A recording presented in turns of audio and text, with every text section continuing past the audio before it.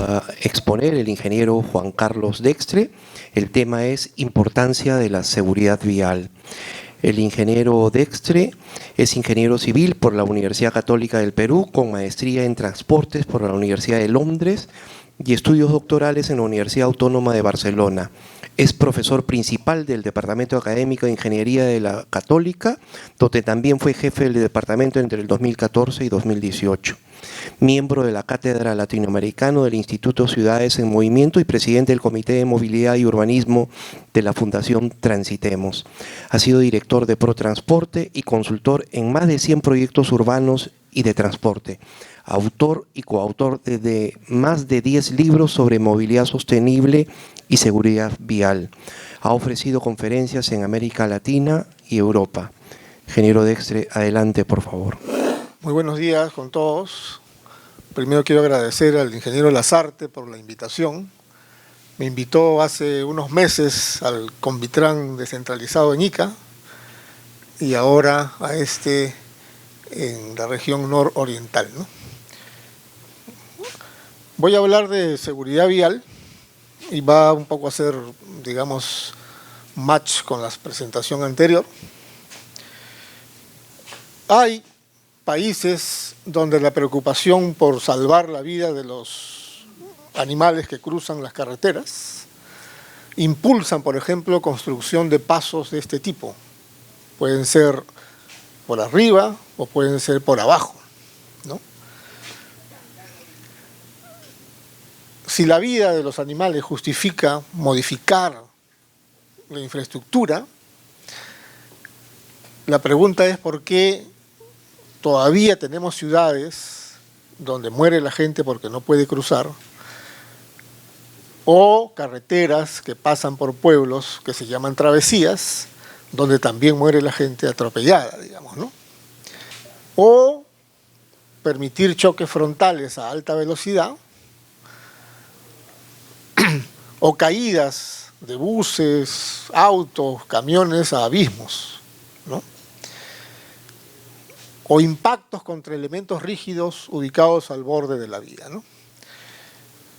Entonces tenemos que tomar un poco más de cuidado con la seguridad vial, ¿no? La gente muere, digamos, ¿no? Ahí mostramos una vía urbana y abajo una travesía, una carretera que pasa por un pueblo, digamos, ¿no?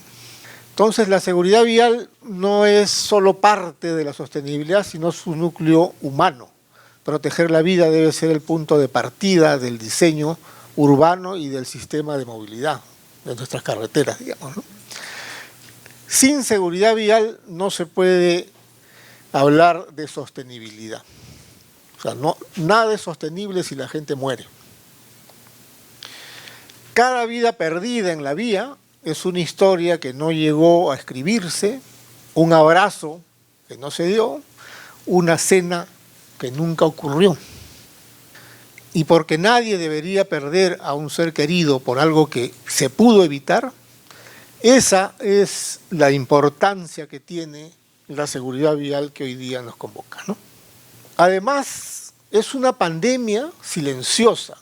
Recuerden que hemos salido de una pandemia atroz del COVID, donde han muerto muchas personas en todo el mundo, y hemos hecho muchos esfuerzos y hemos invertido muchos recursos para poderla combatir. Sin embargo, los muertos en los siniestros de tránsito son una pandemia silenciosa, ¿no? Cada día mueren personas en nuestras calles y hemos decidido llamarlo accidente porque los accidentes finalmente ocurren y no podemos hacer nada, ¿no? Por eso es que muchos profesionales prefieren llamarle siniestro y no accidente. En el mundo mueren 1.2 millones de muertos al año, es decir, en los últimos 10 años han muerto 12 millones de personas, la tercera parte de la población del país, digamos, ¿no? 20 millones de personas quedan heridas, algunas con discapacidades. En nuestro caso, en el año 21, 4.284 muertes anuales, si es que consideramos el factor de corrección de la OMS, ¿no? En el 2009, cuando se hizo un estudio a nivel mundial, el factor de corrección fue 1,7 y en el 2021, que es el último que señalan, es 1,4 más o menos. ¿Por qué? Porque cuando se cae, por ejemplo, un bus y dicen mueren 20 y quedan 30 heridos, a los días van muriendo otros. Es decir, si contamos todos los que mueren hasta el mes de ocurrido el accidente, hay que corregir los datos. Entonces son más de los que normalmente anotamos. 20.000 personas con lesiones en ciudades donde usar una silla de ruedas o querer subirse a un bus es casi imposible, ¿no? 12 peruanos mueren cada día. Y nosotros vemos esto como algo que nos hemos acostumbrado, porque un accidente le pasa a cualquiera y normalmente pensamos que le pasa a un tercero. Hasta que no le pasa a alguien de la familia o a alguien conocido, recién recapacitamos de la importancia, digamos, que tiene el tema, ¿no? O sea, es una tragedia constante sin la atención que merece, ¿no? La seguridad vial debería ser, como en países que han podido bajar significativamente los siniestros y las muertes, una política de Estado. Y una política de Estado trasciende gobiernos, pero una política de Estado tiene presupuestos. Nada que no tenga presupuestos existe. O sea, si no hay presupuestos para seguridad vial, podemos mantener la seguridad vial como un discurso, pero no como una política de Estado. Y ya en la macrorregión nororiental se concentran en la Libertad, Piura y Cajamarca la mayor cantidad de siniestros y de fallecidos, ¿no? Ahí como podemos ver en un resumen, ¿no? También es un problema económico. Cuesta más o menos entre el 3% y el 5% del PBI si lo vemos como costo del país. Es decir, cuesta un montón de dinero los siniestros de tránsito, ¿no? En el 2025, este año, salió un reporte de Brasil y fíjense que en Brasil han estimado que es 3,8% de su PBI y podemos ver en el gráfico de la derecha que lo que le cuesta a Brasil es el doble de lo que se invierte en infraestructura en el país. Ese es el nivel, digamos, importante que debemos ver, ¿no? También, si lo vemos a nivel individual, ¿cuánto cuesta una persona muerta, una persona en un accidente que quede herida? Han habido estudios, este estudio ya es un poco antiguo, pero muestra una evaluación mediante 11 componentes, el daño a la propiedad, el lucro cesante de las personas que están involucradas, la pérdida de producción del hogar, los gastos médicos que ocasiona un siniestro, servicios de emergencia, hay que mover, ocurre un accidente urbano, se movilizan los bomberos, la policía, las ambulancias, el serenazgo, todo eso tiene un costo. Demora en los viajes, es decir, se crean, digamos, congestiones importantes, especialmente cuando son accidentes muy graves, digamos, ¿no? La rehabilitación profesional de la gente que está involucrada, hay rehabilitación física, pero también psicológica, ¿no? La gente que pierde la movilidad y termina en una silla de ruedas se ve afectada psicológicamente, digamos, y no solamente físicamente. Costos en el lugar del trabajo, costos administrativos de todo el sistema, costos legales porque hay involucrados abogados de las partes, y el último, el dolor humano. El dolor humano que en los países más avanzados consideran que cuesta más que todos los 10 anteriores. Según este estudio, el costo promedio de un accidente fatal es 3,2 millones de dólares. Y el costo, digamos, promedio de un accidente con lesiones, 68.170 dólares. Cuando en esos países consideran ese costo, es por esa cantidad que son las demandas. para el que no cumplió con las normas o para que la autoridad que no cumplió con la seguridad en las vías, digamos, ¿no? En el caso, por ejemplo, de España, 1.4 millones de euros una vida, y con esos niveles de costos van apareciendo estudios de abogados muy grandes, como este que está acá, que defienden a las víctimas sin que pongan un sol, en ese caso un euro, digamos, ¿no? Es decir, no pagas hasta que salga, digamos, la demanda, ¿no? Entonces ellos asumen todo, tienen equipos de abogados, expertos en seguridad vial, reconstrucción de accidentes, médicos que evalúan daños corporales, etc. Y al final, cuando cobran, una parte se queda el estudio de abogados y una parte la familia, ¿no? Eso hace que la seguridad se mueva mucho más rápido. Y por ejemplo, en el caso de España, hubo un caso de un conductor que iba con exceso de velocidad, se salió de la vía, dio vueltas de campana, falleció, y el estudio de abogados hizo la reconstrucción del accidente y le dijo al juez que si ahí hubiera un guardavías, el accidente no hubiese sido fatal, sino leve. Y entonces el juez, digamos, falló para que le paguen la diferencia entre un accidente fatal y uno leve, que es un montón, como hemos visto hace un rato, digamos, ¿no? Una diferencia muy grande, ¿no? ¿Por qué? ¿Qué hace esto? Que inmediatamente el concesionario, que era el responsable, tenga que salir a poner seguridad en todas las vías, ¿no?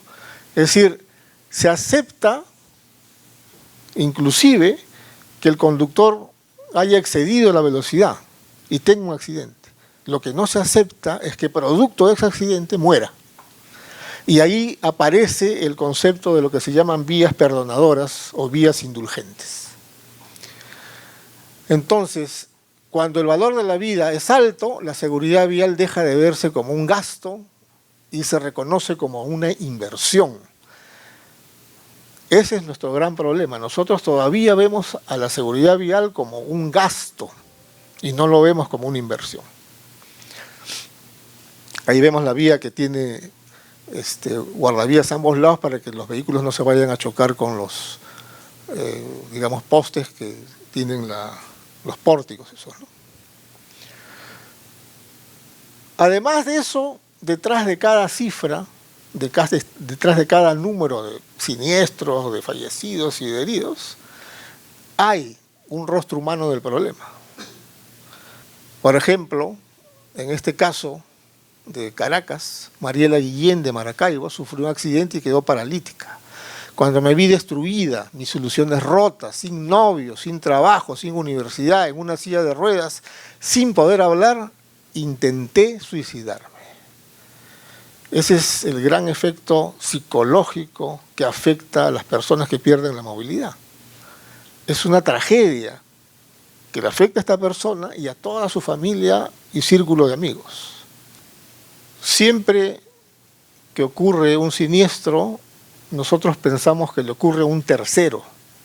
Cuando nos afecta directamente, recién consideramos que es un tema muy, pero muy delicado y grave, ¿no? Este es una publicidad australiana que dice que cuando atropellan a un niño y muere un siniestro de tránsito, de alguna manera también muere la familia.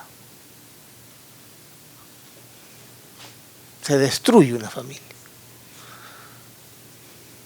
Entonces viene aquí el tema del compromiso político. La seguridad vial como política de Estado. Hay países que en algún momento tomaron esa decisión. Por ejemplo, Francia, cuando el presidente dijo la política de seguridad vial será uno de los 3 ejes principales de mi mandato presidencial. Es decir, un presidente saliendo a decir que de las 3 cosas más importantes, una será la seguridad vial. O en Japón, cuando se dieron cuenta que los accidentes costaban 1.3% de su PBI, decidieron poner 0.6 para la mejora de la seguridad vial, es decir, presupuestos, dinero. Y en este gráfico podemos ver que Francia es la línea roja, que viene bajando, y cuando deciden que es política de Estado, baja mucho más rápido. Y esta línea celeste, que viene subiendo, bajando, cuando deciden, como política de Estado, se ve que comienza a bajar permanentemente. La tendencia es clara, digamos, ¿no?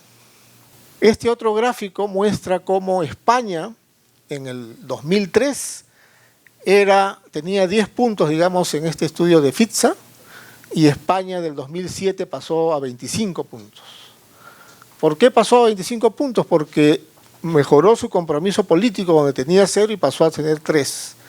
Objetivos estratégicos de reducción de siniestralidad tenía 0 y pasó a 3. Planes estratégicos de seguridad vial de 0 a 3 y planes de acciones asociadas a los planes estratégicos pasó de 1 a 4. Es decir, ahí subió 12 puntos, ¿no? Y ahí están los países que mejor están, digamos, ¿no? Y acá en este gráfico se muestra España en el 2003, donde en el eje X está la siniestralidad y en el eje Y están los puntos de esa tabla anterior, ¿no? Se ve que en el 2003 los puntos de España estaban muy abajo y la siniestralidad estaba muy alta, y en el 2007 ya había mejorado sus puntos y también había bajado la siniestralidad, ¿no? Y después siguió mejorando. España es un caso que hay que mirar con cuidado, digamos, ¿no? El gráfico azul muestra cómo desde el 2003 España comienza de 5.338 muertos a bajar, y la tendencia es clarísima, y en el 2016 ya habían 1.291. Los puntos rojos son el Perú. En el 2003, cuando España tenía 5.339, en el Perú habían 2.856. Estábamos muy por debajo de la cantidad de muertos de España, ¿no? Y si nos vamos al otro extremo, en el 2018, vemos que hay 3.244, es decir, no hemos mejorado significativamente en temas de cantidad de muertos. Siempre los índices pueden ser engañosos, porque si dividimos entre el parque vehicular, si nos motorizamos, entonces el índice va bajando, pero no la cantidad de muertos. Allá en España la decisión fue bajar la cantidad absoluta, no el índice, bajar la cantidad absoluta de muertos. Y para eso muchos han estado utilizando lo que se llama la visión cero de Suecia, ¿no? El enfoque sueco de seguridad vial, ¿no? Que tiene algunos principios. Primero, nadie debe morir ni sufrir lesiones graves. O sea, nadie debe morir ni sufrir lesiones que les dejen con alguna discapacidad. Ese es el cero. La visión cero de Suecia es: no deben morir, no deben quedar con discapacidad. No es cero siniestros. Ellos inclusive han hecho algunas intervenciones donde aumentan los siniestros y no bajan. Y eso diría, pero qué raro, ¿no? No. Ellos están dispuestos a que en una vía donde había un muerto, en un siniestro de tránsito en un año, puedan haber 3 siniestros leves donde nadie quedó con alguna discapacidad, haciendo alguna intervención. Por ejemplo, óvalos en lugar de intersecciones con semáforo. Hay más accidentes, pero menos graves. Y ahí aparece el tema de proteger la vida, y donde están las vías perdonadoras o las vías indulgentes. La gente se equivoca, pero eso no significa que debe morir.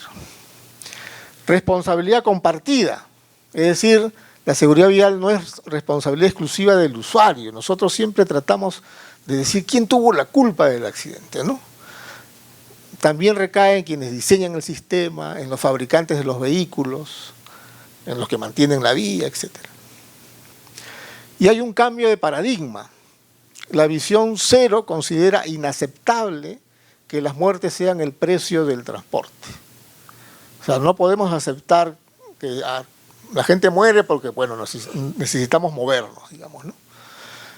Fundamentos de visión cero se basa en la ética. el reconocimiento de las limitaciones humanas, el uso de evidencia científica y la interdependencia de todos los actores del sistema vial. Eso es, en concreto, la visión cero de Suecia. Este es un gráfico que muestra la probabilidad de fallecimiento o la probabilidad de hospitalización de peatones que han sido atropellados según el grupo etario. Y es muy interesante porque miren, a 30 kilómetros por hora, un niño de 10 años tiene más o menos un 13% de probabilidad o de morir o de ir al hospital. Pero a esa misma velocidad, una persona de 90 tiene más de 70% de morir o ir al hospital. Eso significa que no todos soportamos el mismo impacto.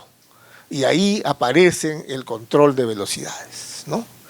Este gráfico muestra, por ejemplo, que si nosotros queremos mantener el porcentaje el índice de riesgo bajo en 10%, que es esta línea que está aquí, 10, en el caso del atropello, la velocidad solo puede ser 30 o menos. Si consideramos en el del centro choque a 90 grados en una intersección, en las ciudades, hay choques en las intersecciones porque alguien se pasa el rojo, entonces ahí la velocidad máxima debe ser 50. Y en las carreteras, donde la posibilidad de chocarse frontalmente existe, entonces la velocidad máxima es 70. Y como necesitamos que la gente vaya a 100 en las carreteras, entonces viene, digamos, la importancia de evitar el choque frontal. Hay que hacer algo en la infraestructura para evitar el choque frontal. Y si no, ellos dicen la velocidad es 70. Quieres ir más rápido, impide que se choquen frontalmente. Ahí vemos un vehículo que se pasa la mediana. Es decir, a pesar de que las calzadas están separadas por un espacio importante, se pasa la mediana y pueden haber 1 o 2 muertos. Eso es más desastroso cuando se pasa un bus y se choca con otro, porque la cantidad de energía involucrada en un impacto es brutal, ¿no? Y eso pasó en el accidente de Guarmey en el 2018, 37 muertos. El vehículo se pasó al carril contrario, chocó y luego chocó un camión, digamos, ¿no?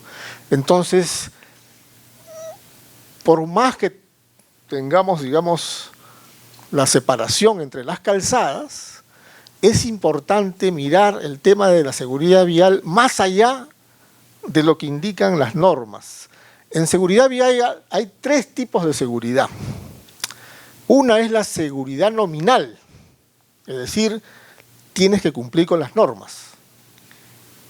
Pero cumplir con las normas no asegura que no existan siniestros y no existan muertos. Simplemente es cumplir con la norma. Y a eso se le denomina seguridad nominal. Luego está la percepción de seguridad. En las ciudades, cuando la percepción de inseguridad es muy alta, los niños ya no pueden salir solos a la calle, los adultos mayores tampoco quieren salir a la calle. Es decir, la percepción de inseguridad quita autonomía, libertad de moverse sin vigilancia, sin que alguien lo asista. Y la otra es la seguridad real, la estadística. Es decir, cuántas personas están muriendo o si se están produciendo accidentes, más allá de que hemos respetado las normas. Esta, por ejemplo, es una mediana donde han puesto un sistema de contención con cables.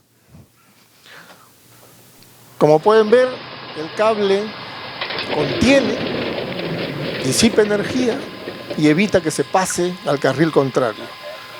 Estamos evitando que choque frontalmente, porque hemos dicho que ese choque es fatal. Entonces, si nosotros hacemos eso, en las carreteras pueden ir a 100 kilómetros por hora, porque hemos evitado el choque frontal, lo que decía el gráfico anterior, digamos, ¿no? Aparecen en 1923 lo que se llaman las 3 Es de la seguridad vial, o sus iniciales en inglés, Education, Engineering and Enforcement, del señor Harvey.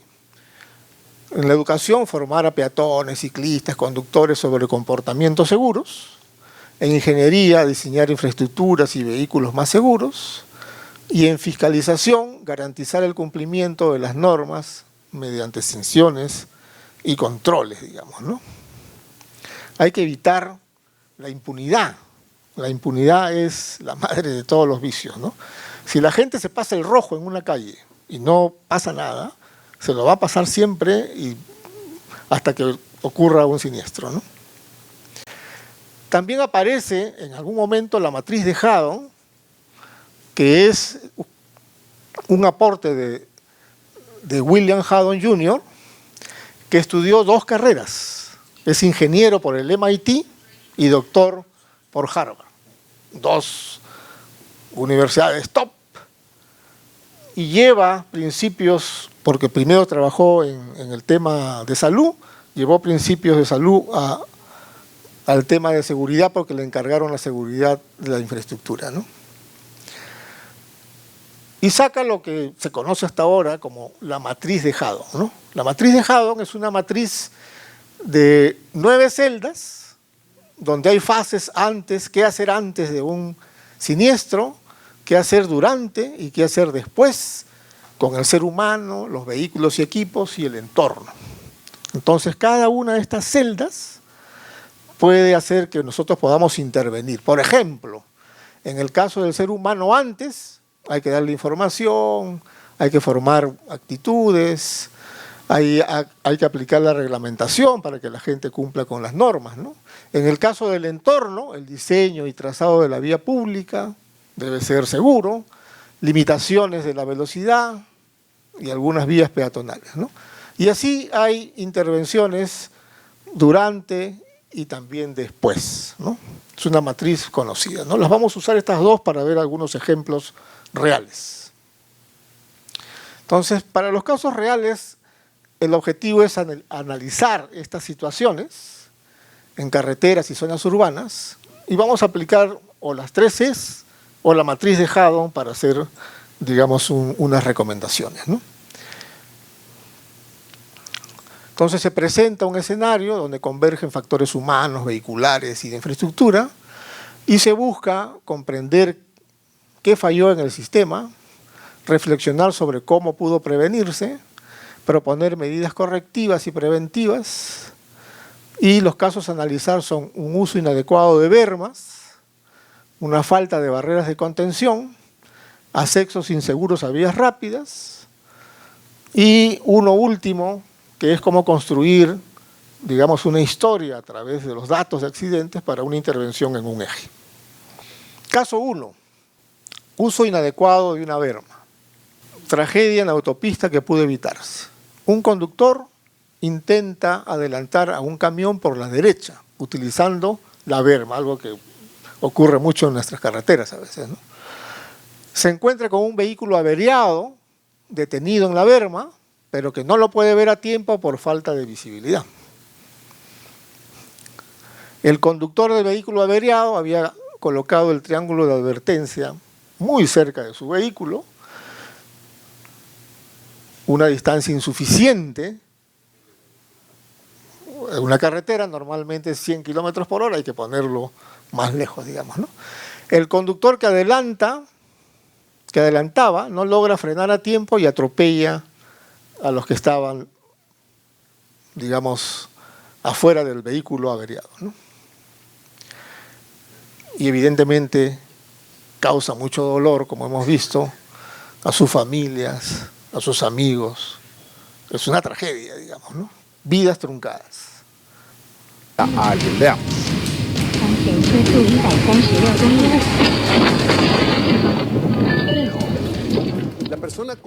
Como ven, cuando inició la labor de adelantar, no veía que había un vehículo detenido en la berma. Hizo el movimiento y cuando se encuentra con el vehículo muy cerca, era demasiado tarde. ¿Qué falló en el sistema? Ojo, aquí es algo importantísimo, digamos, ¿no? y donde las preguntas que nos hacemos ante un accidente deben cambiar.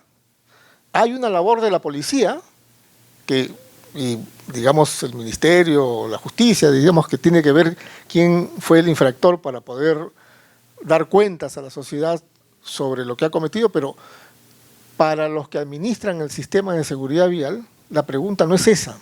La pregunta es ¿qué falló en el sistema? ¿Y qué puedo hacer para que no vuelva a ocurrir? O si ocurre, no sea fatal. Esa es la respuesta correcta, ¿no? El conductor del vehículo averiado desconoce la distancia adecuada para colocar los triángulos. El conductor y los pasajeros del vehículo averiado permanecen frente al auto conversando en un lugar altamente riesgoso. Si nosotros aplicamos las 3 Es de la seguridad vial, educación, ingeniería y fiscalización, entonces podríamos decir que en educación, fundamental que los conductores sepan cómo actuar en caso de una avería. Deben conocer la distancia adecuada para colocar el triángulo de seguridad y asegurarse de que todos los ocupantes se ubiquen en un lugar seguro, alejados de la vía del vehículo. Hay preguntas para los que conducen que deberían ser obligatorias contestarlas bien en un examen cuando uno va a sacar una licencia. Hay algunas que necesitas contestar un porcentaje, pero hay algunas que debes saber de todas maneras. Si esta no la sabes, vuelves a dar el examen. Y esta debería ser una. Es sumamente importante que lo sepan, digamos, ¿no? En el caso, digamos, de hacer cumplir la norma, reforzar la vigilancia para prevenir conductas peligrosas por parte de los conductores. La impunidad, recuerden, contribuye a mantener comportamientos de alto riesgo. Y en el caso de la ingeniería, podemos diseñar bermas que no resulten cómodas para circular por ahí, sino solo para detenerse en casos de emergencia, poniendo, por ejemplo, sonorizadores, que son unas bandas que cuando uno pasa no solo vibran, sino que suenan y hacen incómodo pasar por ahí. Entonces la gente no las usa, ¿no? Solo para detenerse cuando realmente sea necesario, ¿no? Los triángulos podrían tener una etiqueta para decir a qué distancia las deben poner, ¿no? 50 metros a cada lado si es una vía, digamos, que tiene 2 sentidos, y si es de un solo sentido, 50 metros, pero además debe verse 100 metros más allá, ¿no? Para que la persona que los pueda mirar pueda tomar, digamos, el tiempo para detenerse. Rosa, qué linda. Circuló por la berma, inmediatamente un policía, ¡pum! Entonces, ¿cuál es el mensaje? Eso no lo puedes hacer. Inmediatamente te va a caer la policía. Eso va haciendo que la gente sepa que esa es una conducta que va a ser penada, ¿no? Y en el otro lado... Móvil aéreo policial, informo. Vehículo color blanco realizando maniobra peligrosa. Sobrepaso doble línea amarilla. OK, QSL en vista. Buen día, señor, ¿cómo le va? Estación al costado, por favor. ¿Cómo le va, comisario Pensotti? Policía de la provincia de Misiones. Estamos realizando un control de rutina. No sé si se percató que estamos con el apoyo de móviles policiales aéreos, más conocidos como drones policiales, y captamos en vivo que usted realizó una maniobra, se adelantó a otro vehículo en doble línea amarilla. Solo para recalcarle, señor, debe tener en cuenta estas cuestiones de seguridad, que una mala maniobra como la que usted realizó puede costar vida, teniendo en cuenta más aún la cantidad de tránsito vehicular que tenemos en esta época de receso de invierno. Por eso la Policía de la Provincia de Misiones está apelando a la conciencia de todos los conductores para que sean precavidos a la hora de realizar todo tipo de maniobras durante la circulación por la ruta de la provincia. Entiendo. Que tenga muy buen viaje. Programa educativo no trata de recaudar, sino que las personas sepan que están supervisando, ¿no? Sensibilizando, haciendo que la gente comience a respetar las normas y que sepa que en cualquier momento lo van a detener, y a veces uno va con prisa. Al que va con prisa, el peor castigo es detenerlo y hacerlo pasar un rato y conversando, y se le va yendo el tiempo, ¿no? Para que no le pase de nuevo, hay que cumplir con las normas. Esta es una máquina que permite hacer, digamos,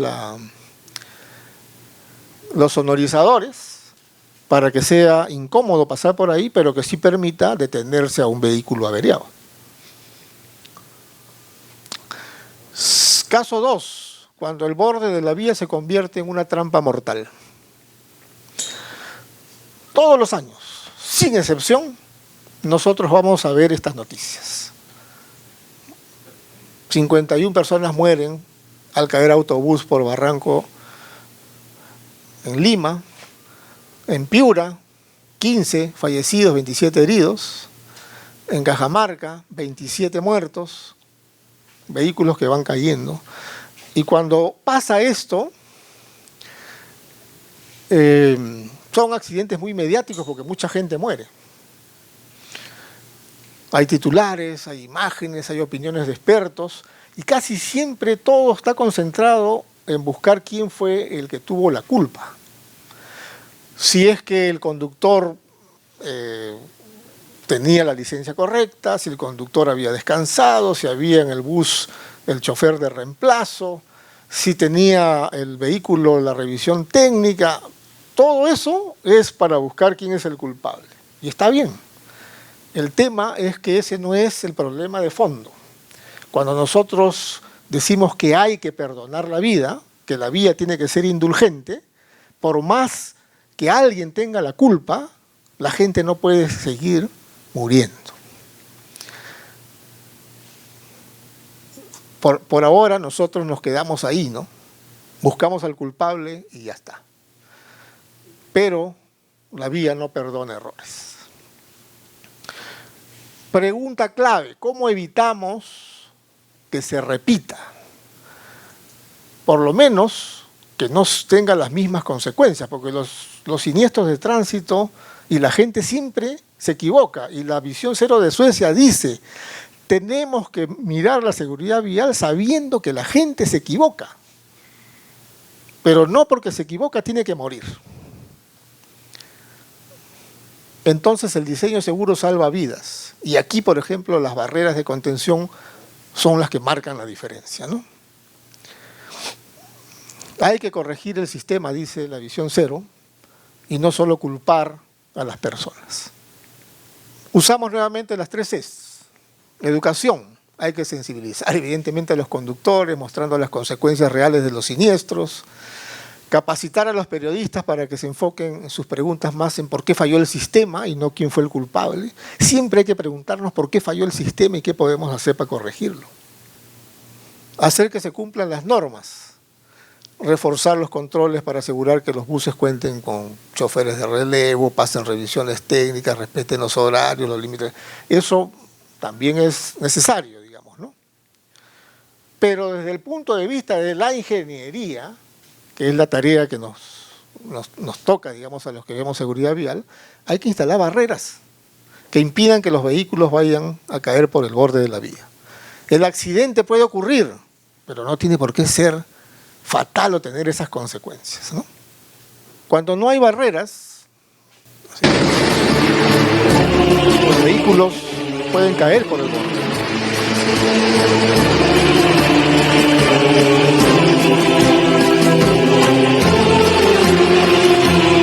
Y acá podemos ver la diferencia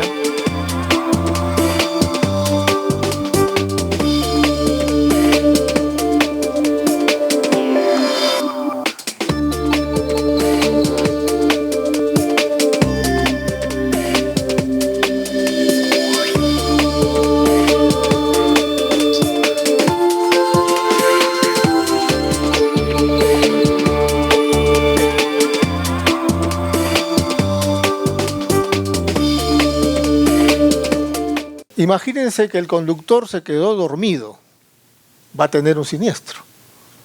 Pero la diferencia está en que en lugar de caerse al abismo, la barrera lo contiene, disipa energía y lo regresa a la vía. En vez de haber 52 muertos, posiblemente hay algunos heridos leves, digamos, ¿no? Porque fíjense la gran diferencia, ¿no? En las rutas de la sierra, donde los vehículos pesados vienen pisando el freno, constantemente, llega un momento en que el freno se calienta, pierde potencia, y las noticias que se van, el bus se cayó al precipicio, el bus se cayó al fondo del río, ¿no? Y esto es un problema que ocurre en el mundo, ¿no? Por ejemplo... Cayó por una de las quebradas más profundas de Chile tras fallar su sistema de frenos. Ocurrió hace algunas semanas. Era un camionero de Arica que tuvo un accidente que le costó la vida. Ahora se conoce el video de ese accidente que fue subido a internet por otro conductor que quedó impactado con esta tragedia.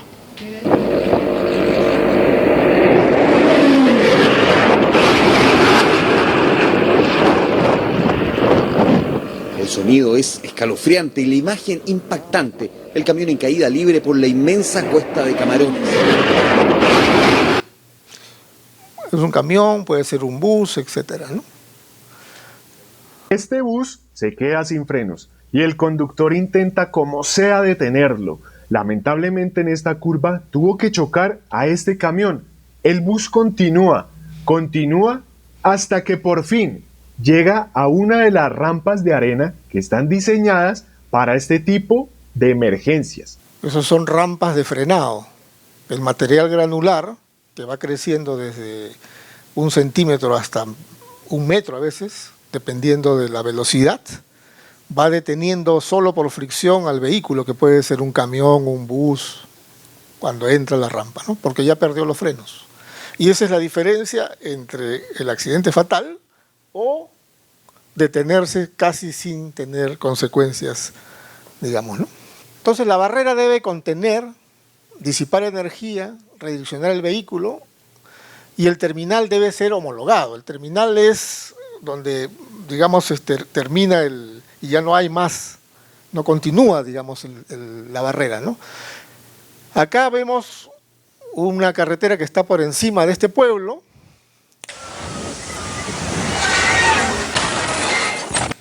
Sin barrera. Hay una persona ahí con el teléfono y le cae un auto del cielo, ¿no? Es impresionante. Y acá al otro lado vemos un terminal homologado. El accidente ocurrió a las 6:46 de la mañana. Este bus de transporte público chocó contra una baranda metálica de seguridad en la vía de evitamiento en Ate. La valla se incrustó, atravesó toda la unidad y salió por el vidrio posterior. El violento impacto causó que 2 personas perdieran la vida, un hombre adulto y una mujer de la tercera edad. Como ven, chocó con un terminal que tiene, se le llama cola de pez, que se introduce en el vehículo y va matando a todo el que encuentra, digamos, ¿no? Y acá vemos lo que es un terminal homologado, digamos, ¿no? Las barreras se instalan en los márgenes y medianas de las carreteras para proteger a los vehículos que se salen de la vía en los obstáculos o caídas por desniveles.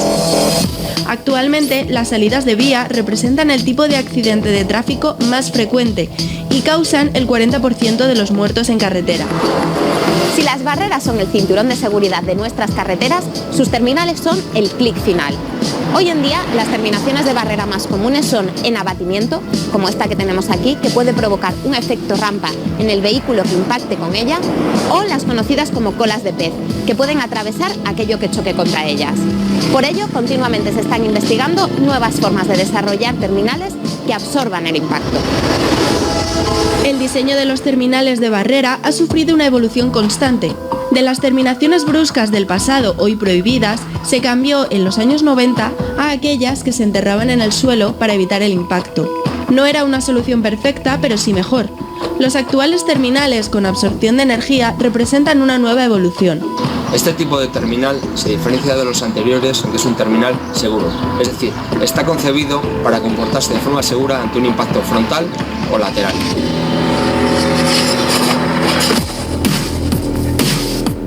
El sistema está basado en una barrera que incorpora un sistema de absorción de energía, el cual es capaz de detener un vehículo en caso de un impacto frontal o reconducir el vehículo en caso de un impacto lateral, como lo haría una barrera. Este terminal está avalado y evaluado según una norma europea, la cual exige la superación satisfactoria de una serie de ensayos de choque real con diferentes ángulos y velocidades de impacto. Este Este tipo de terminales elimina el riesgo de intrusión dentro del habitáculo, como ocurría en las colas de pez, o del vuelco-vuelo, como ocurría en los abatimientos. El objetivo final es que los extremos de la barrera no supongan un peligro de las salidas de la vía.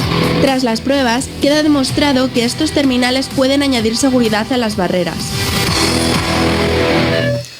Como pueden ver, el accidente del bus que mostré antes pudo ocurrir porque el conductor estaba distraído, porque estaba mirando el celular, por cualquier cosa. Pero si el terminal estuviera homologado, no hubieran muerto 2 personas.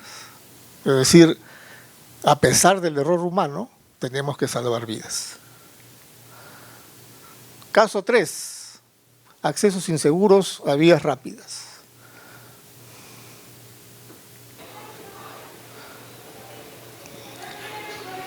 Vemos ahí al fondo un acceso a una vía principal.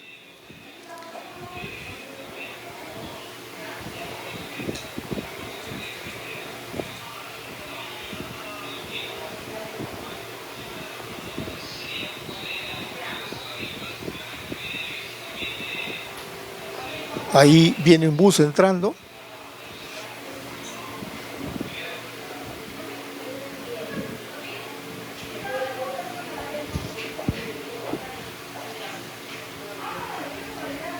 Y atropella a un motociclista. Entonces, nuevamente, podemos ver quién tuvo la culpa, etcétera. Pero si nos preguntamos por qué falló el sistema, entonces podemos ver otras cosas, ¿no? Por ejemplo, algunos decían, el motociclista se mete en el carril del bus y el motociclista va avanzando en línea recta. El bus es el que está entrando al carril donde está la motocicleta. ¿Cuál es el problema aquí? Bueno, hay varios problemas, pero uno es que posiblemente ese camión que está mal detenido ha hecho que el conductor gire un poquito la cabeza para ver si no choca con la punta del camión, y cuando regresó su vista, el motociclista ya estaba en su punto ciego, es decir, ya no lo veía. Los camiones tienen puntos ciegos enormes. Entonces ahí hay problemas de mal diseño, la nariz está mal diseñada,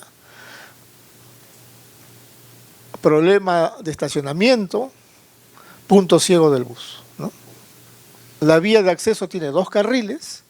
Si nosotros vamos a diseñar una vía que tiene 2 carriles para incorporarse a una vía rápida, la única manera de hacerlo bien es protegiendo los 2 carriles, es decir, que tengan 2 carriles continuidad y los otros no entren en conflicto con estos 2 carriles. Si el que va a entrar tiene que ocupar un carril rápido, lo que hay que diseñar es un carril de aceleración, como lo dice la norma, digamos, ¿no?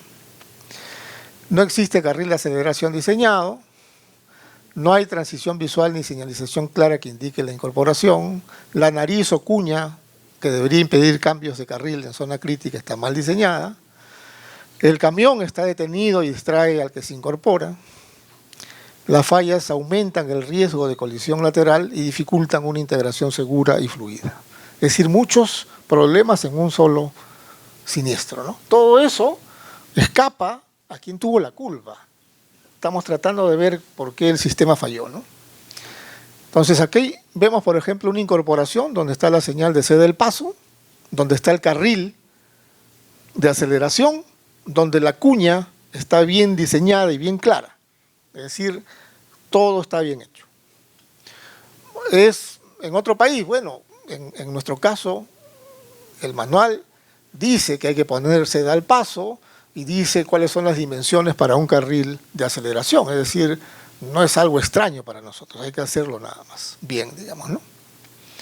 Los puntos ciegos de un vehículo grande son enormes. Esas cosas naranjas que se ven ahí son zonas que el conductor no está viendo.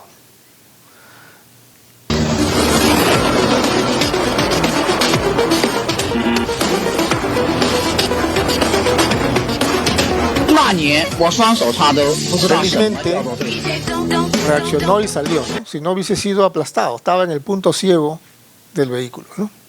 Entonces, si usamos la matriz de Hadon para este problema, Antes del accidente, el ser humano conducir por el centro del carril, el motociclista si conduce por el centro del carril, tiene mayor visibilidad de parte de los conductores que se están incorporando a ese carril, ¿no? Estaba al borde. Además, si hubiese tenido casco, ya hay bolsas de aire para motociclistas, cuando caen se infla una bolsa de aire y especialmente la policía debería tener, ropa y guantes especiales, ¿no? Y después, primeros auxilios y atención médica, ¿no? En el caso de los vehículos y equipo antes, espejos especiales para reducir puntos ciegos, tecnología que alerta sobre vehículos en puntos ciegos, legislación para regular puntos ciegos en vehículos grandes, buses y camiones, obligatorio, y en el entorno, diseño correcto de acceso a la vía principal, diseño de carril de aceleración, señalización vertical de ceda al paso, señalización horizontal de la cuña, etcétera, ¿no? Y después del accidente, asegurar la zona, porque cuando uno no asegura la zona, comienzan a haber más y más siniestros uno después del otro. Entonces eso es importante también, ¿no? El último es cómo los datos nos pueden contar una historia de algo que está ocurriendo ya no en un punto fijo, sino a lo largo de una vía, digamos, ¿no? En las intersecciones, los choques son porque alguien o se pasó el rojo o no le dio prioridad al que tenía la prioridad.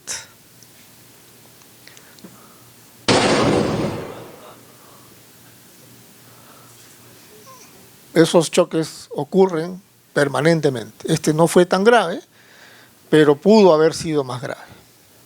Entonces, nosotros recopilamos datos, debemos depurar los datos, identificar patrones y tendencias y finalmente plantear soluciones. Los datos nos deben contar una historia de lo que está pasando para poder intervenir. Esta es la San Felipe, la avenida San Felipe en Jesús María. Ahí está Los Álamos. Un siniestro en la esquina de San Felipe con Girón, Estados Unidos. De día, un siniestro de noche. Han habido muchos siniestros en esa esquina, ¿no? Por ahí pasan niños, porque hay un colegio a un lado y al otro lado está el otro colegio. Esta es la intersección de San Felipe con Girón, Huiracocha. Aquí hay un semáforo que tiene solamente un lente. Este lente que vemos aquí. Solo hay un lente. Y la mediana, es decir, esta mediana que está acá, tiene árboles. Cuando alguien que no es usuario común se acerca, no ve el semáforo. Y como esta es una avenida y la otra es una calle, un jirón, entonces el que va por la avenida dice yo tengo prioridad.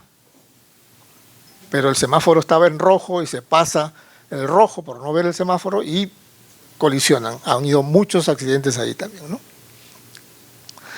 Cuando nosotros ponemos solo un lente de semáforo, puede ocurrir que un vehículo que se detenga o que va más despacio lo tape.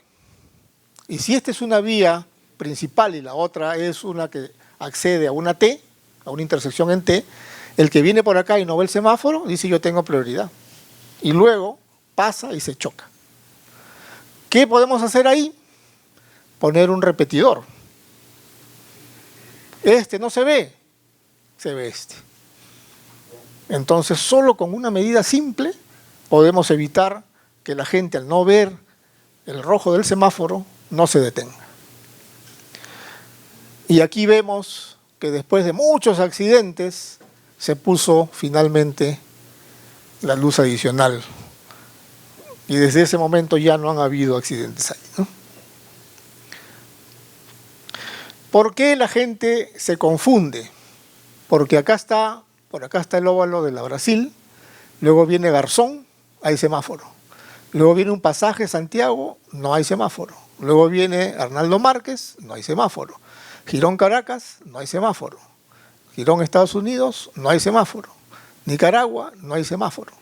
Es decir, hay 1, 2, 3, 4, 5 antes de llegar al siguiente semáforo. Por lo tanto, el que no es usuario común viene por la avenida, dice aquí no hay semáforo, se va rápido, no ve el semáforo porque los árboles lo tapan, y entonces hay accidentes allá, ¿no? Y, digamos, en Estados Unidos hay accidentes porque pusieron un reductor aquí y el que viene en la transversal considera que como han puesto un reductor acá, él puede pasar. Pero hay gente que viene en su vehículo rápido y no le interesa si el reductor le va a malograr el vehículo y pasa y se choca con el otro porque se supone que el de la avenida tiene prioridad. Cuando uno rompe la prioridad de una avenida, ocurre eso. Entonces, ¿qué se puede hacer? Hay que romper la velocidad. Por ejemplo, en Caracas se puede poner un cruce a nivel para bajar un poco la velocidad y en el jirón Estados Unidos poner un semáforo, digamos, ¿no?